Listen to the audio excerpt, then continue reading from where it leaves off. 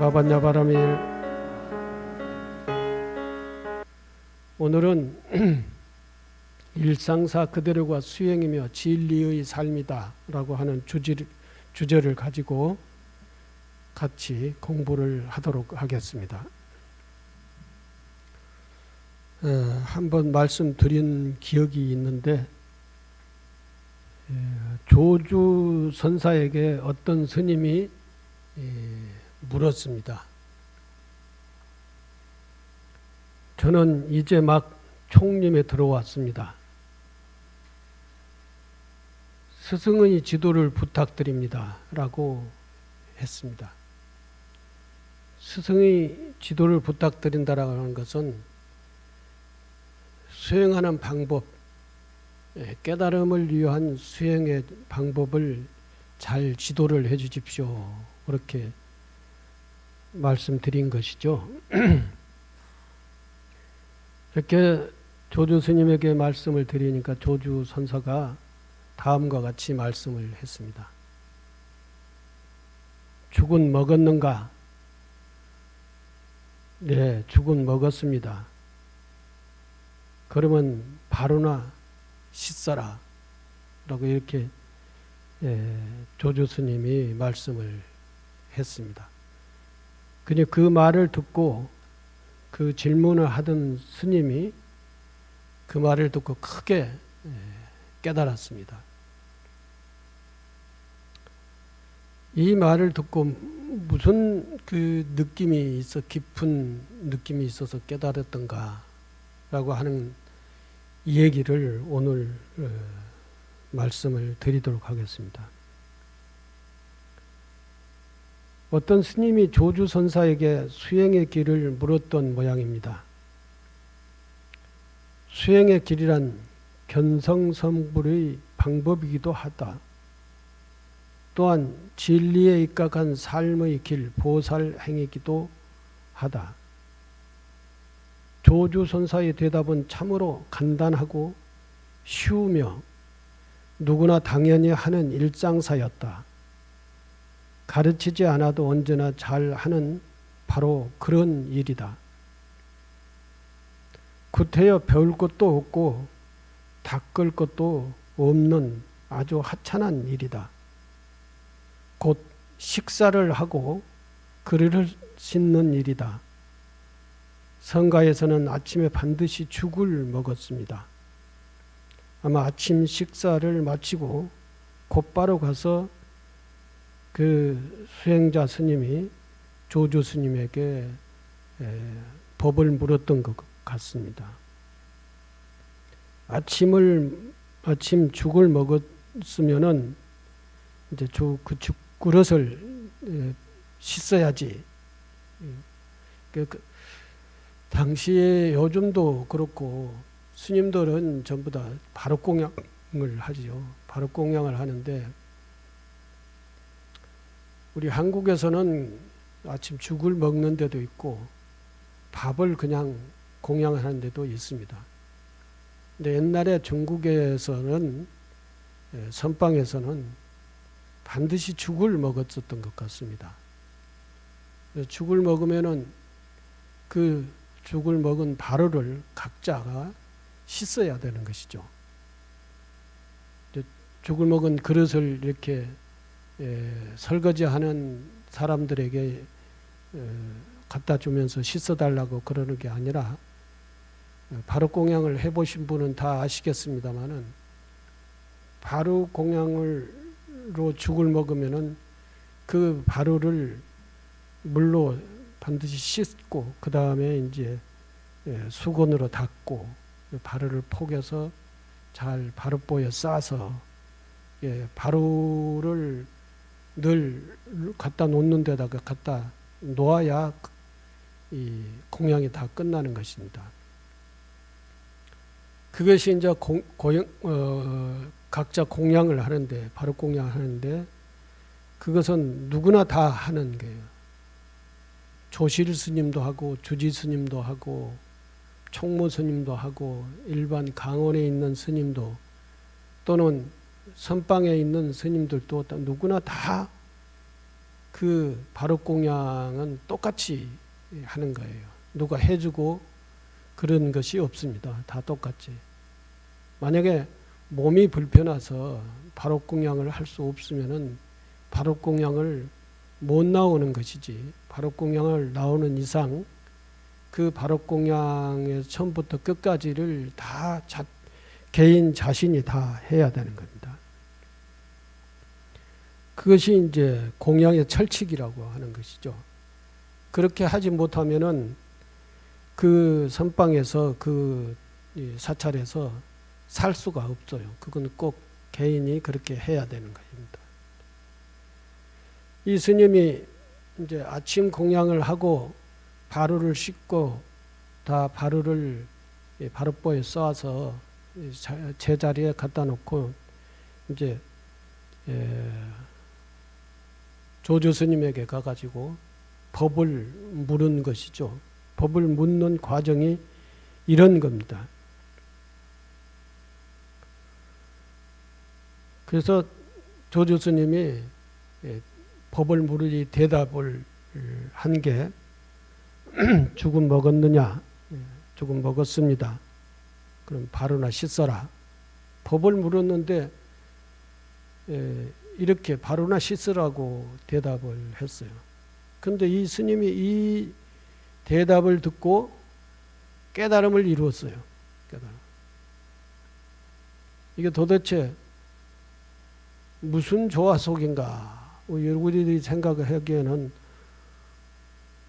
아주 내용이 없는 그러한 대화인 것 같은데 그 대답을 듣고 깨달음을 이루었다 하는 것입니다.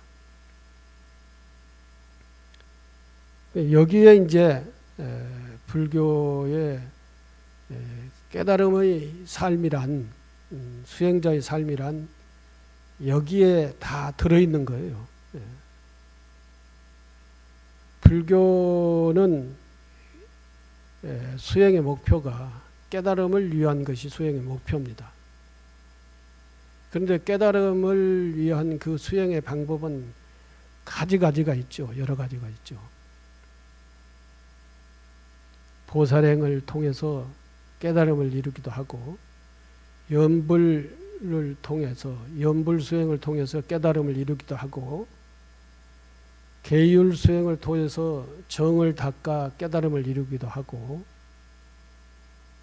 경전 공부를 열심히 해서 부처님 가르침을 하나씩 깨우쳐가는 그러한 방법도 있습니다. 선방에 가서 화두를 들고 그 화두를 타파함으로 인해서 깨달음을 이루는 방법도 있습니다. 그런데 이 여러 가지 수행법의 과정 속에서 깨달음을 추구하는데 많은 그 스님들이 또는 수행을 하는 출가 제가자들이 생각이 각기 다 달라요. 근데 어떤 사람들은 깨달음의 세계가 아주 신비한 세계라고 생각을 하는 사람이 있어요. 신비한 세계이기 때문에 신비의 세계를 계속 추구하는 거예요. 참선을 하든지 연불을 하든지 아니면은 보살행을 하든지. 보살행을 하면은 보살행을 통해서 그 깨달음을 추구하면은 보살이 되면은 마치 보살이 신통력을 이루고 축지법이나 쓰고 그리고 삶을 자유자재로 하고 이렇게 어디 신비한 신선이 되는 것처럼 이렇게 생각을 하는 경우가 있어요. 이것을 신비주의라고 그럽니다. 근데 불교는 신비주의를 추구하는 것이 아니에요. 불교는 아주 현실적인 그런 삶을 추구하는 것이 불교예요. 이 현실의 삶을 떠나서 보살의 삶이라든지 수행자의 삶이라든지 깨달음의 세계가 이 현실을 떠나서는 없다는 것입니다. 있을 수가 없는 거예요. 그것은 마치 현실 세계를 떠나서 저 신선 신비주의 세계를 가는 것 마냥 그렇게 생각을 하는 사람들이었는데, 그런 신비주의를 추구하는 것은 불교 수행의 목표가 아니다 라고 하는 것입니다. 또는 초월주의를 생각하는 사람이 있어요.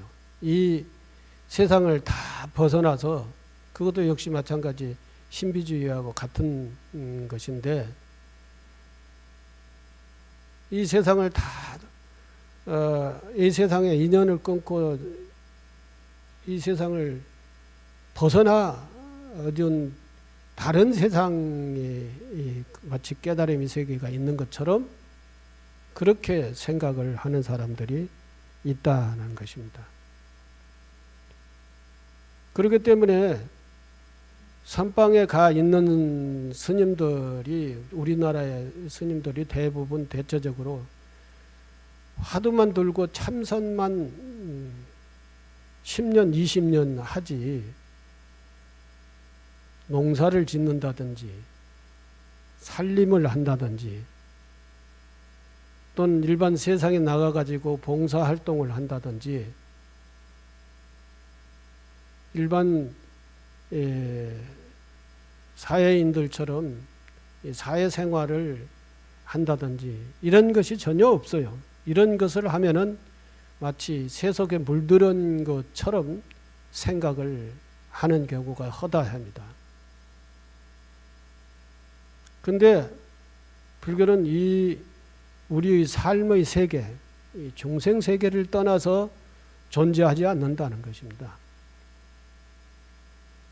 바로 이 조주선사가 죽은 먹었느냐? 예, 먹었습니다.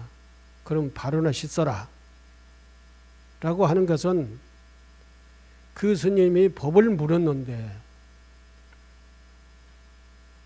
어떻게 하면 깨달음을 이룰 수 있습니까? 라고 하는 법을 물었는데 바로나 씻으라 라고 이렇게 얘기를 했어요. 근데 이 수행자 이 스님도 아마 여러 가지로 오랫동안 수행을 했던 스님인 것 같아요. 깨달음이란 뭔가? 깨달음의 세계란 뭔가?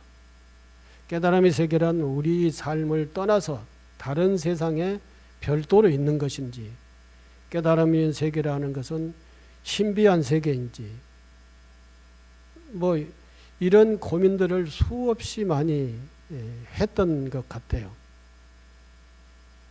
근데 조주 스님에게 물으니까 조주 스님이 대답해 주기 싫어서 그렇게 말씀을 하는 것이 아니라 정말로 현실적으로 그 스님이 신비주의를 추구하고 초월주의를 추구하고 뭐 이런 수행의 과정을 겪어왔을 것 같아서 불교란, 깨달음이란 다른 데 있는 게 아니다. 신비주의와 초월주의 이 세계에 있는 것이 아니라 바로 우리의 삶의 현실, 우리가 살고 있는 이 현실의 삶 속에 불교가 있고 그것이 깨달음의 세계고 그 삶이 깨달음의 삶이다 라고 하는 대답을 하는 거예요. 그 대답의 내용의 형식이 바로나 씻어라고 했죠. 너는 밥 먹었으니까 밥 먹었으면 바로나 씻는 것이다. 밥 먹었으면 당연히 바로를 씻는 것이 그 밥 먹은 자의 해야 할 일이에요. 그것이 일상적인 생활이에요. 그것을 벗어나서 우리는 삶을 살 수가 없어요. 그 벗어나서 살 수가 없는 그 삶 속에 깨달음의 세계가 펼쳐져 있고 깨달음의 삶이 거기 있다. 이 현실 속에 그 삶을 잘 살아라. 그러면 그것이 바로 깨달음이다. 그것이 보살의 삶이고, 보살의 삶이라는 것은 다른 어떤 보살행하고 하는 것은 일반 사회 사람을 대상으로 해서 보살의 자비를 베풀고, 일반 중생을 대상으로 해서 보살이 자비를 베풀고 또는 중생을 섭수하고 그러는 것이 보살행이지 않습니까? 중생을 떠나서 보살의 세계가 있을 수가 없는 거예요. 중생의 삶 속에서 중생과 함께 더불어서 살아가는 것. 그 살아가는데 그게 조금 중생의 삶과 차이가 있는 것은, 보살은 지혜와 자비심이라고 하는 것을 가지고 살기 때문에 탐진치 삼독심이라고 하는 이러한 생각으로서, 이 탐내고 성내고 어리석은 생각으로서 살지 않고,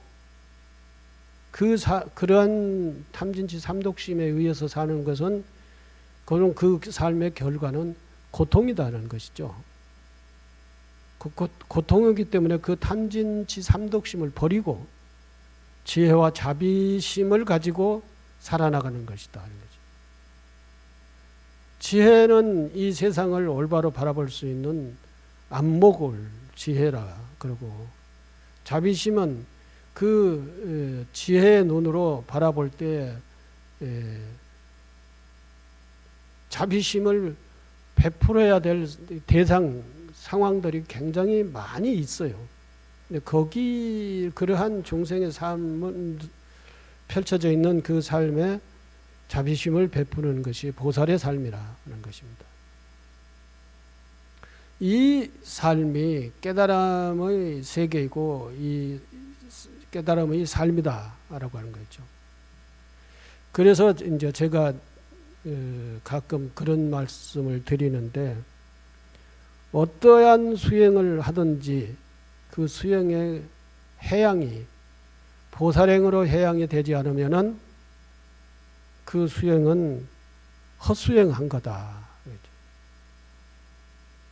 아무리 허공 신비주의 세계를 추구를 해봐야 현실적인 삶을 살지 않으면은 그 수행은 헛거다. 그 어떤 사람들은 평생을 산속의 선방에서 사는 사람들이 있어요. 그러니까 우리의 지금 현 사회의 삶을, 중생의 삶과 함께하지 않고, 당신의 삶이 몇십 년을 살든지 간에 그 삶을 평생을 선방에 또는 아니면 토굴에 이런 데서 살면서 중생과 삶을 함께 하지 않는, 자비를 베풀고 이런 보시를 하고 보살행을 통해서 중생과 함께 하지 않는 그러한 삶을 평생을 그렇게 살다가 열반에 드신 분들이 있다는 것입니다. 그러한 삶은 보살행이 아니다는 것이죠. 보살행으로, 자기 수행이 보살행으로 해양되는 것이 아니다라는 것이죠. 여러분들도 신행생활을 하는데 그렇게 생각을 하는 사람들은 없으리라 생각을 하지만, 어떠한 신선이 되기 위해서 불교의 참선을, 불교의 수행을, 연부를 열심히 하면은 신통력이 얻어지고 또 신선이 되고 신비주의 세계를 가고, 이렇게 생각을 하면은 안 되는 거예요. 열심히 수행할수록 지혜와 자비심이 생기고 보살로서의 확고해져야 되는 것이죠. 그리고 그 보살로서의 삶은 중생의 삶의 현장을 떠나지 않는 것이죠. 그런데 이 중생의 삶 현장 속에서 살다 보면은 대부분 우리 세계가, 중생 사회의 세계가 흐름이 있어요. 오탁의 흐름이라고 하는 것이 있어요. 5가지의 탁한 흐름이 하나의 큰 흐름을, 탁한 강을 만들어서 흘러가는 그 세계를 오탁 세계라고 그러죠.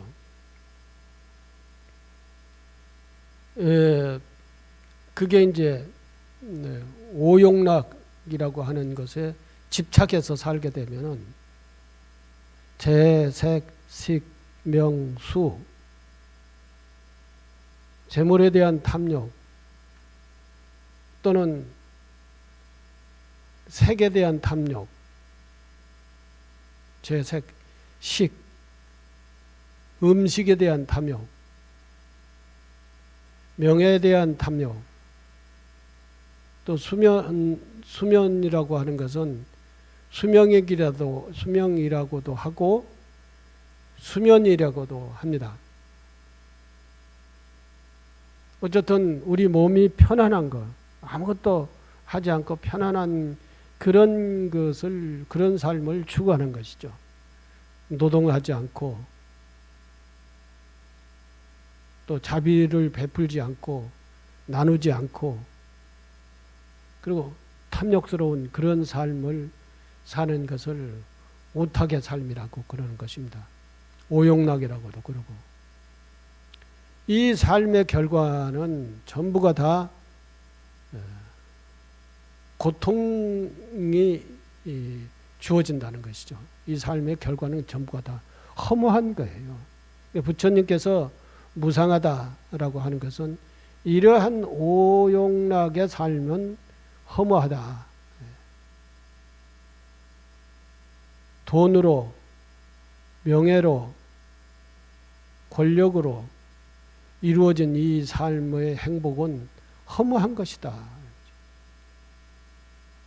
근데 우리 일반 중생들의 삶은 그러한 삶을 추구하고 그것에 집착해서 살기 때문에 그것으로부터 집착을 벗어나서 보살행이라고 하는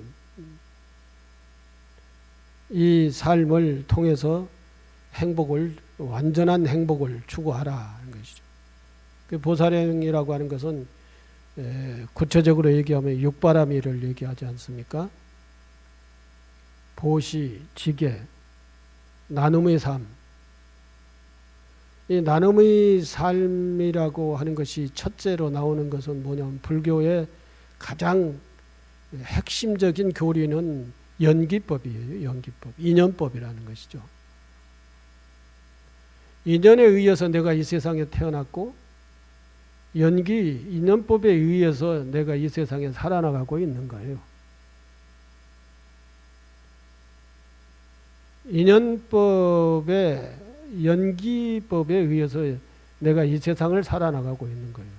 그 연기법에 의해, 인연법에 의해서 내가 이 세상에 태어났고 살아나가고 있고 앞으로도 살아나갈 거기 때문에 그 인연에 의해서, 인연에 의해서 이것과 저것과의 관계를 통해서 살기 때문에 내 앞으로의 삶도 이것과 저것과의 관계를 통해서 살아야 되는 것이죠. 이것과 저것과의 관계를 통해서 사는 것이 곧 나눔의 삶이에요. 나눔의 삶.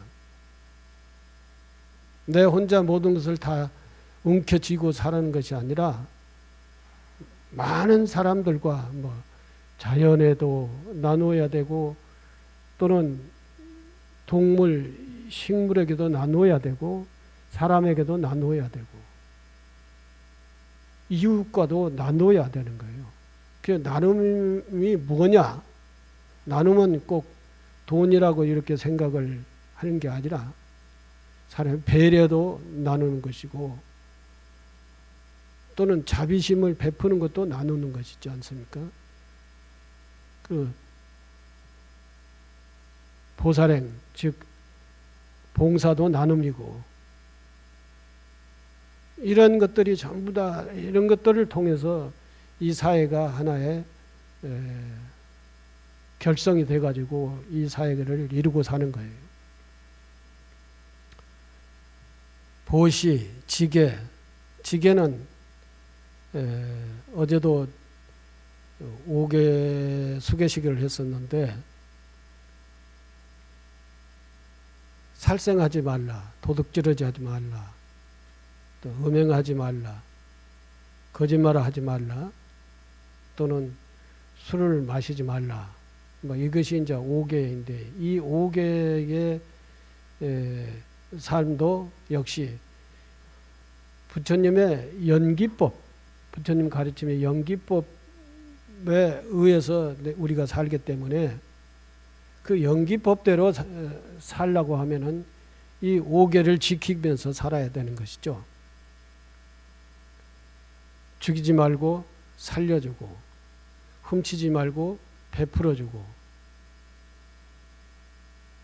또 음행하지 말고 청정한 행을 하고, 거짓말을 하지 말고 진실을 말하고, 그리고 술을 먹지 말고, 술이라고 하는 것은 우리 정신을, 청정한 정신을 마비시키는 역할을 하기 때문에 그러한 술을 정신을 마비시키는 그러한 행위를 하지 마라.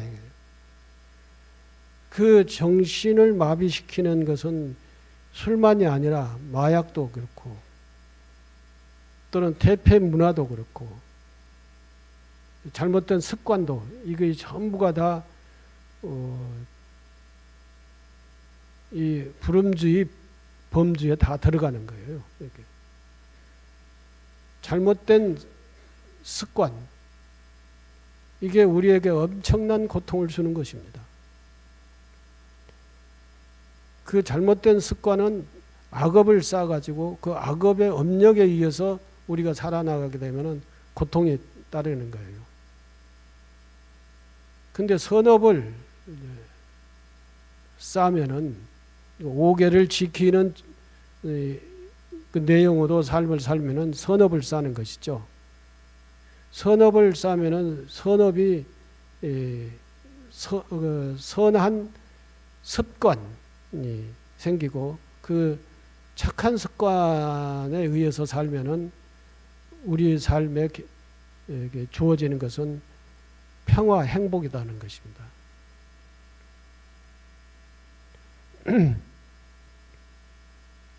그래서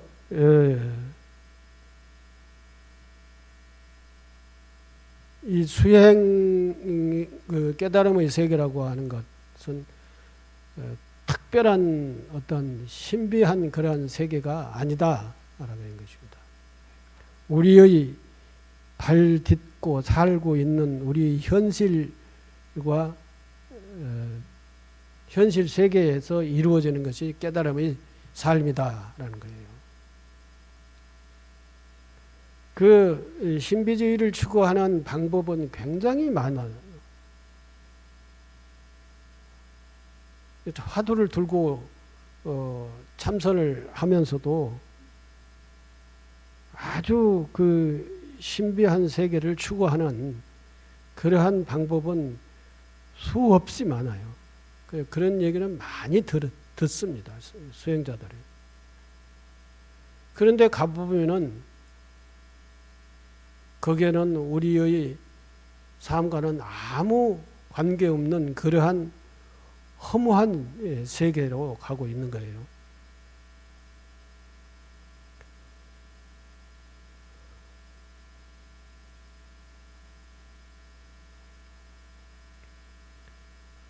그것이 무엇인가? 그저 일상다반사로 하는 일이다. 수행자가 밥 먹고 자기 밥그릇을 씻지 않는 사람은 없다. 숨 쉬는 일과 같다. 똥 싸고 오줌 누는 일이다. 배고프면 먹고 피곤하면 잠자는 일이다.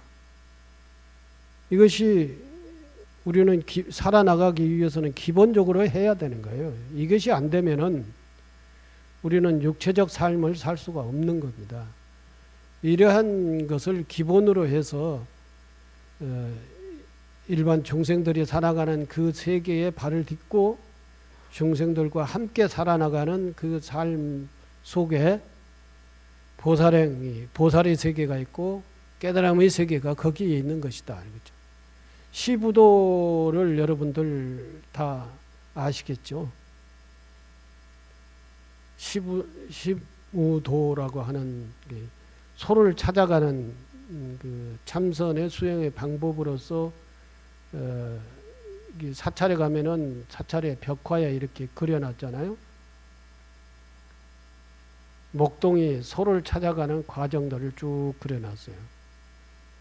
그 시부도의 과정이 깨달음의 과정이라고 이렇게 제시해 놓은 것이죠.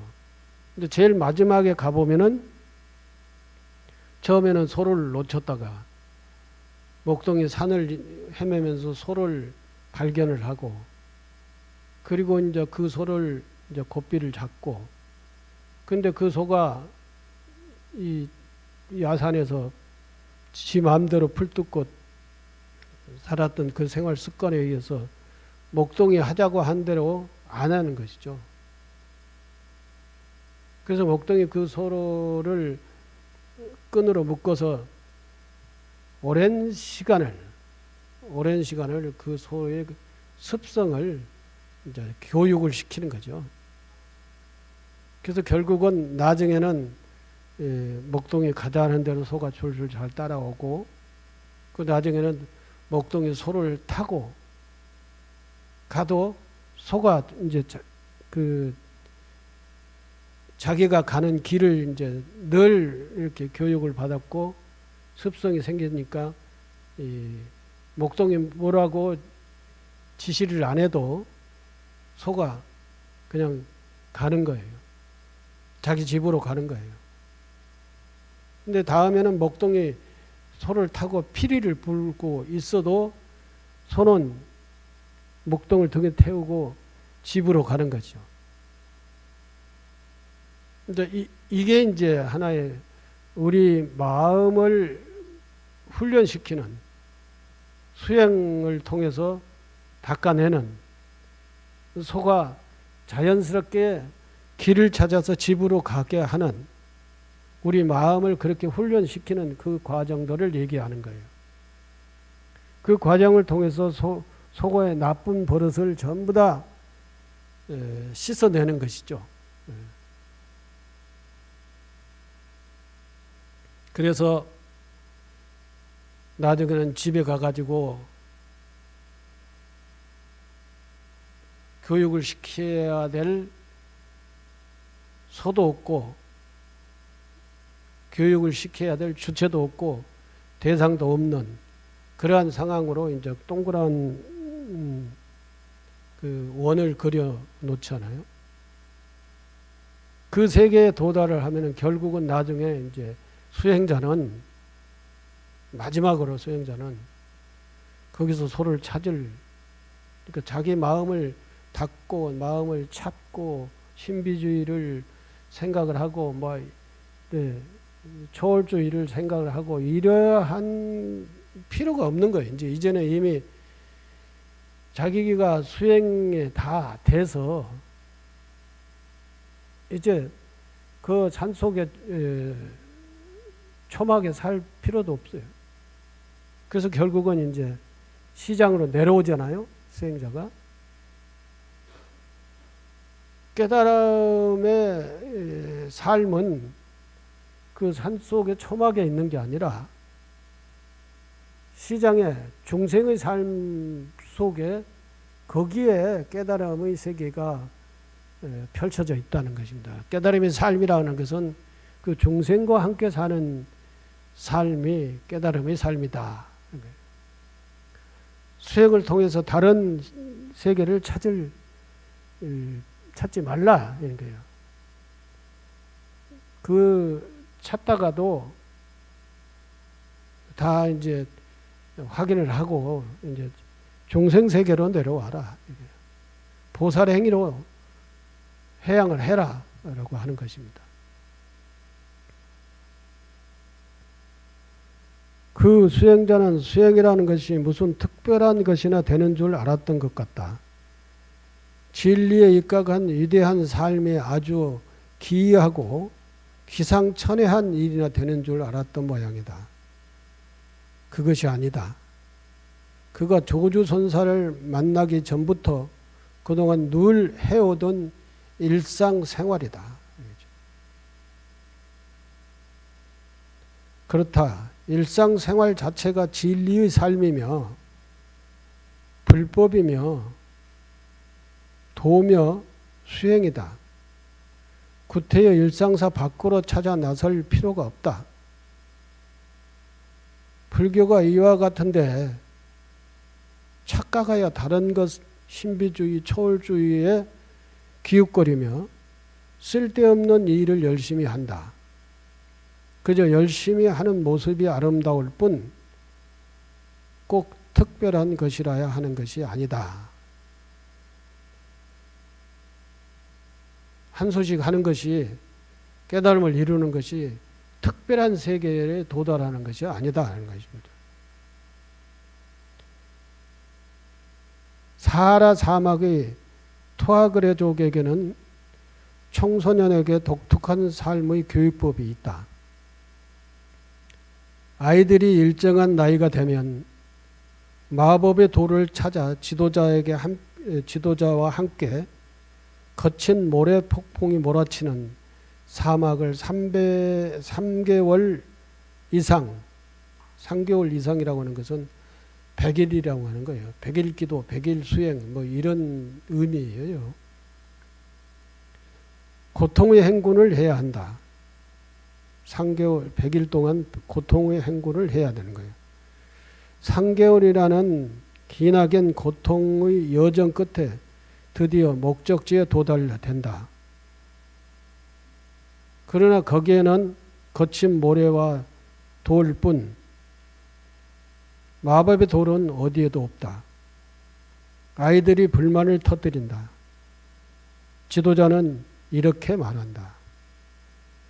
너희가 3개월 동안 고난의 행군을 하면서 얻은 수련이 바로 마법의 돌이다. 너희들은 이제 어떠한 시련이 와도 그것을 이겨낼 수 있는 신비한 지혜와 능력을 지니게 된 것이다. 마법의 돌이라고 하는 것은 마치 그 용이 물고 있는 여유주와 같은 거예요. 이 보살들이 들고 있는 여유주가 있죠.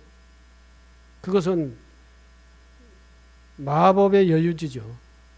모든 것을 다 거기서 이룰 수가 있어요. 그 여유주의 힘에 의해서, 위력에 의해서 모든 것을 다 이룰 수가 있어요. 모든 것을 다 물리칠 수 있고 모든 것을 다 이룰 수가 있는 거예요. 그러한 신비한 능력을 가지고 있는 것이 여유주고 마법의 돌이라는 것입니다. 근데 이 토아그레족의 청소년들에게 교육 그 삭막한 이 사막에서 살아나가려고 하면은 애들한테 교육을 시켜야 되는 거 아니에요? 거기서 살아나가는 방법을 교육을 시키는 거예요. 근데 그 일정한 나이가 되면은 그 애들을 지도자가 데리고 100일 동안 행군을 하는 거예요. 100일 동안 행군을 하는 과정 속에서 소위 말해서 우리 수행자가 수행을 하듯이 이런저런 상황을 다 겪는 겁니다. 밤낮의 온도 차이, 그것을 겪고 비도 맞고 추위도 겪고 거칠은 사막을 걷기도 하고 모래 폭풍, 모래 바람도 맞으면서 또는 그 과정에서 이제 사막에서 사는 어려운 그 병균 또는 감기, 몸살, 뭐 이루 말할 수 없는 고통의 과정들을 겪습니다. 그걸 다 극복을 해요. 그러니까 이 애들이 평생을 살아나가는 과정 속에서 겪어야 될 그 다양한 상황들을 그 100일 동안의 과정을 통해서 다 겪는단 말이에요. 그것을 다 극복을 하는 거예요. 모래바람이 몰아칠 때는 어떻게 그것을 극복을 하고, 추울 때는 어떻게 극복을 하고, 또는 뭐 정갈도 있을 것이고, 거기 사막이지만 아무 짐승도 없는 게 아니라, 거기는 별의별 그 곤충들이 다 있기 때문에 잠자다가 물리기도 하고 뭐 그렇게 할까요?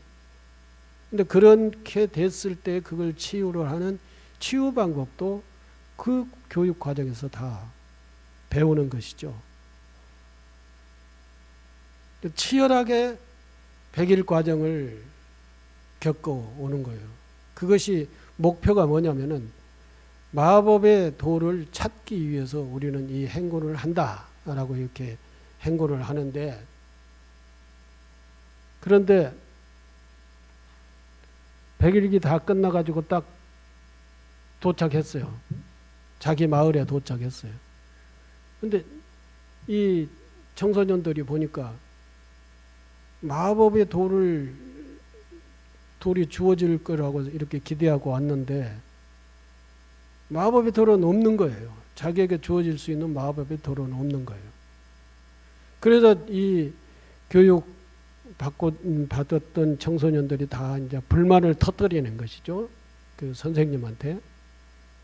뭐냐, 왜 거짓말을 했느냐, 마법의 돌이 어디 있느냐, 마법의 돌을 빨리 내놔라. 마법의 돌이라고 하는 것은 자기가 마음 먹은 대로 모든 것이 다 이루어질 수 있는 그런 돌이기 때문에 그것만 있으면은 다 이제 살아나갈 수 있는 그러한 의지처가 되는 것이죠. 마법의 돌을 안 주는 거예요. 그게 선생님이 얘기를 하는 거예요. 마법의 돌은 이미 너희들에게 다 주어져 있다. 뭐가 마법의 돌이냐? 마법의 돌이 이 형식적으로 내 몸 밖에 어떻게 돌로서의 모습으로서 주어져 있고 그 돌을 하나씩 갖는 것으로 생각을 했는데, 너희들에게 이미 주어져 있다라고 얘기하는 것인지요. 아주 진짜 허무맹랑한 얘기 아니에요? 그러면서 선생님이 하나하나씩 다 마법의 돌이 너희들에게 주어져 있다는 사실을 이해하도록 설명을 하는 거예요. 너희가 3개월 동안 고난의 행군을 하면서 얻은 수련이 바로 그것이 마법의 돌이다. 너희들은 3개월 동안 지나오면서 많은 고통을 겪고 그것을 다 극복하는 방법을 다 알았다 이거죠. 그리고 그 과정들을 다 극복을 하는 지금의 교육을 출발하기 전하고 교육을 하고 난 다음에 지금의 너희들이 달라진 것이 뭐냐? 그 사막에서 살아나갈 수 있는, 사막의 여러 가지 상황 조건들을 다 극복할 수 있는 그러한 사람이 돼 있다 이거죠. 그 행군을 통해서, 고난의 행군을 통해서, 그 수행을 통해서 그것을 다 이미 너희들은 그러한 능력을 갖췄다 이 것이죠. 그 능력을 갖춘 것이 너희들 안에 마법의 돌이 다 주어져 있다라고 하는 것이죠. 우리도 마찬가지입니다.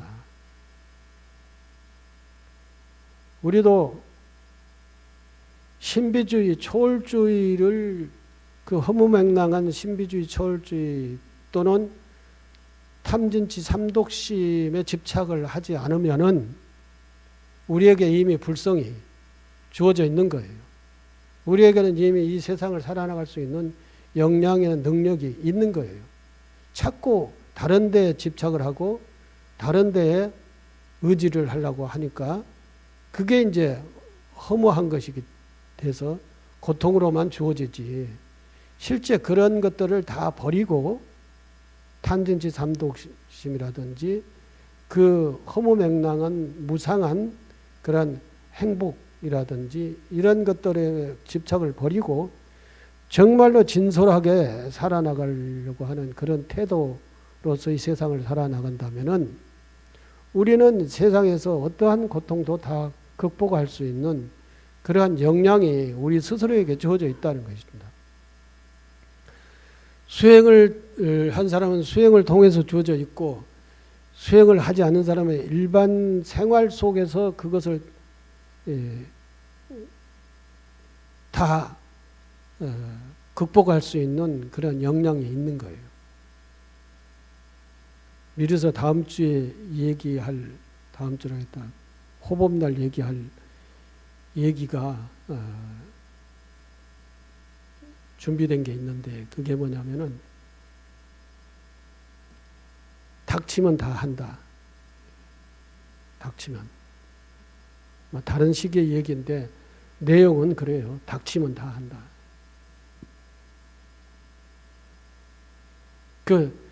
무슨 일들을 다른 방식으로 쉽게 하려고 하다가 보니까, 쉬운 방법을 찾다 보니까 복잡해지지, 또 그리고 그걸 못할 것 같지, 실제 그 일이 나에게 내 삶의 과정에서 언제 겪어도 겪어야 될 일이라고 하면 그 일은 내가 닥치면은 할 수 있는 역량이 되는 거예요. 내 스스로 이게 있는 거예요.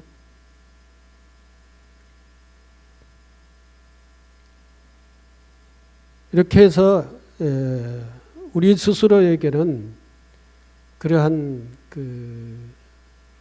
이제 우리가 추구하는 깨달음의 세계도 멀리 있는 게 아니라 우리의 삶 속에, 이 중생과 함께하는 그 삶 속에 깨달음의 세계가 거기에 있고, 그것이 이제 보살의 행으로서의 모든 수행이 보살의 행으로서 해양되고 보살의 행으로서 살아나가게 되면은 그게 그 속에 모든 것이 다 이루어지는 수 있다는 것입니다. 거기에 있고 다른 데 있지 않다.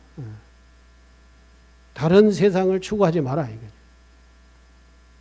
내 몸에 부딪혀서 살아나가는 그 삶의 과정 속에 다 보살행이라고 하는 가치도 있는 것이고, 또 깨달음의 세계라고 하는 것은 그것 밖에 있는 게 아니다. 이러죠. 신비주의, 초월주의를 찾지 말라. 마법의 돌은 모든 것을 가능하게 하는 신비한 돌이다.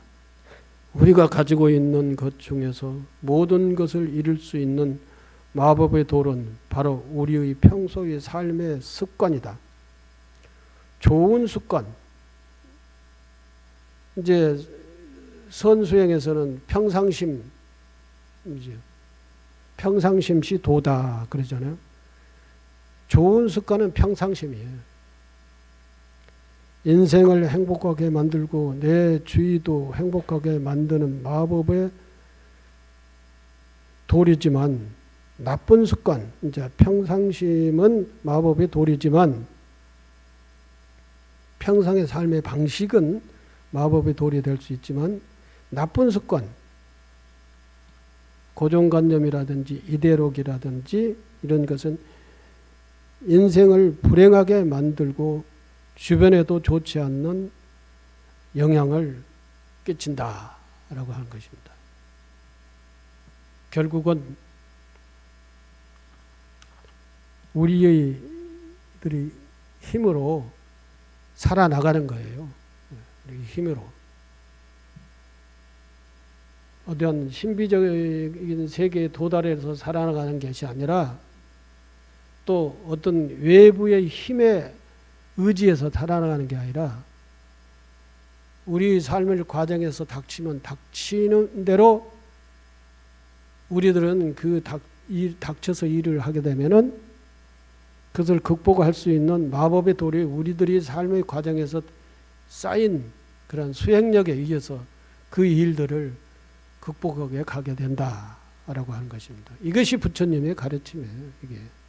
이게 수행의 역대 조사들이 가르치는 가르침이 바로 이런 자세로 살아라. 다른데 현실에 발을 떼고 공중에 이렇게 둥둥 떠가지고 어떠한 세계를 찾아봐야 그런 세계는 없다. 예.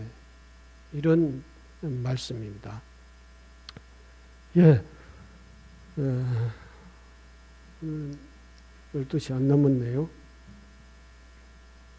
오늘 말씀을 여기서 정리를 하겠습니다. 감사합니다.